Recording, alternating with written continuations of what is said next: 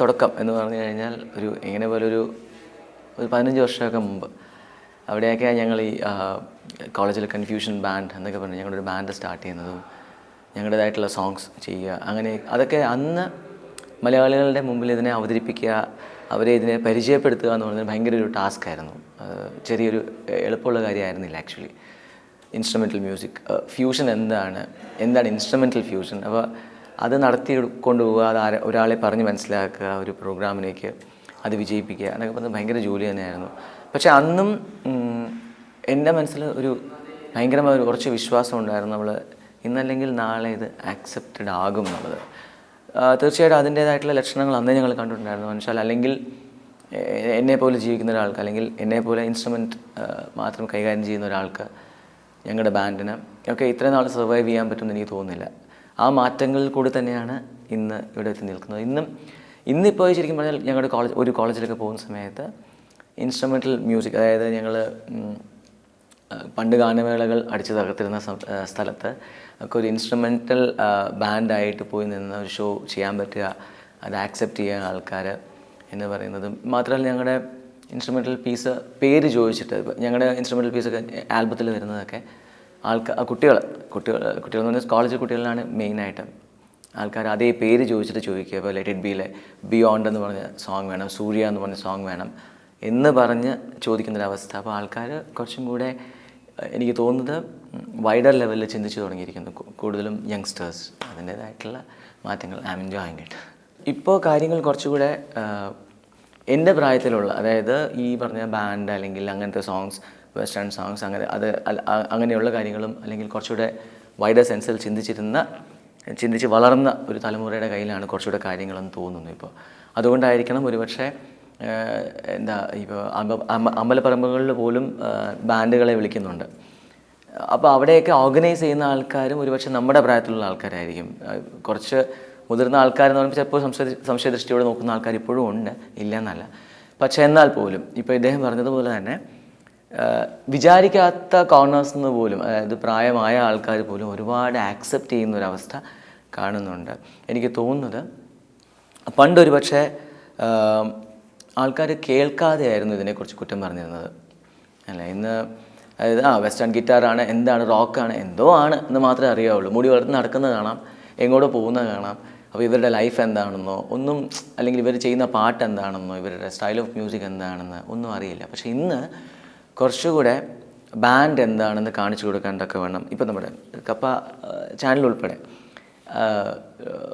വലിയൊരു മൂവ്മെൻറ്റാണ് നടന്നിരിക്കുന്നത്, അല്ലേ. എല്ലാ ചാനൽസിലും കുറച്ചുകൂടെ എന്താണ് ബാൻഡെന്ന് കാണിച്ചു കൊടുക്കുന്നു, എങ്ങനെയാണ് ഇത് പെർഫോം ചെയ്യുന്നത്, എന്താണ് ഇവർ ചെയ്യുന്നത്, സ്റ്റൈൽ ഓഫ് മ്യൂസിക് എന്താണ്. ഇത് കുറച്ചുകൂടെ ആൾക്കാരുടെ ഉള്ളിലേക്ക് മനസ്സിലാക്കാൻ, ബാൻഡ് എന്താണെന്ന് മനസ്സിലാക്കാനും അവർ ചെയ്യുന്ന സ്റ്റൈൽ ഓഫ് മ്യൂസിക് എന്താണെന്ന് മനസ്സിലാക്കാനും ഹെൽപ്പ് ചെയ്തെന്ന് തോന്നുന്നു. ഒബ്വിയസ്ലി അതിനെ കൈനീട്ടിയ ആൾക്കാർ സ്വീകരിച്ചു എന്നുള്ളത്.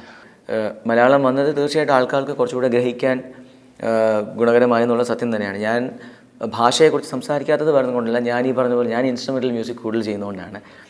തീർച്ചയായിട്ടും ഭാഷ ഒരു വലിയ ഘടകം തന്നെയാണ്. കൂടുതൽ ആൾക്കാരും അങ്ങനെ ചിന്തിച്ചു തുടങ്ങിയിരിക്കുന്നത്, അതായത് മലയാളത്തിൽ കുറച്ചുകൂടെ മാറി വേറിട്ടൊരു സംഗീത ശൈലി ഉണ്ടാക്കണം എന്ന് ചിന്തിച്ചു തുടങ്ങുന്ന ആൾക്കാരുണ്ട്.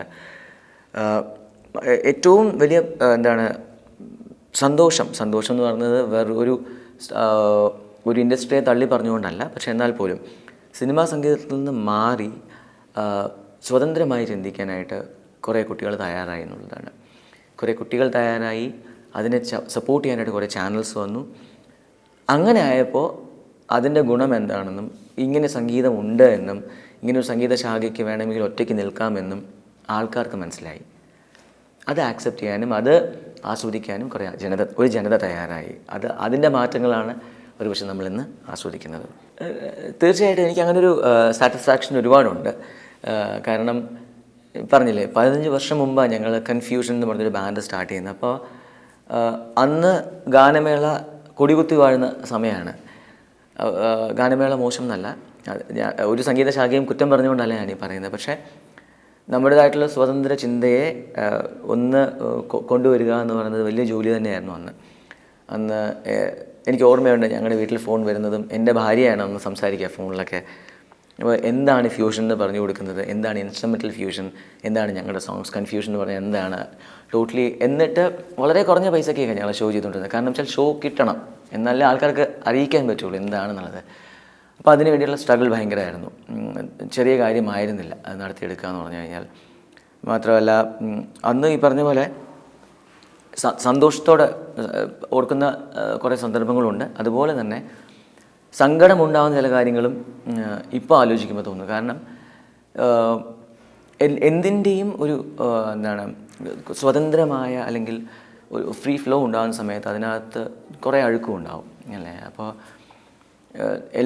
കുറേ നല്ല ഒരുപാട് നല്ല ബാൻഡുകൾ ഉണ്ടാകുന്നുണ്ട്, ഒരുപാട് സ്വതന്ത്ര ചിന്തകൾ ഉണ്ടാകുന്നുണ്ട് എന്ന് പറയുമ്പോൾ തന്നെയും അതിനകത്ത് നമ്മൾ വേർതിരിച്ച് കാണാൻ തക്കവണ്ണമുള്ള ഒരു ബുദ്ധിയും നമ്മൾ കാണിക്കണം എന്ന് തോന്നാറുണ്ട്. കാരണം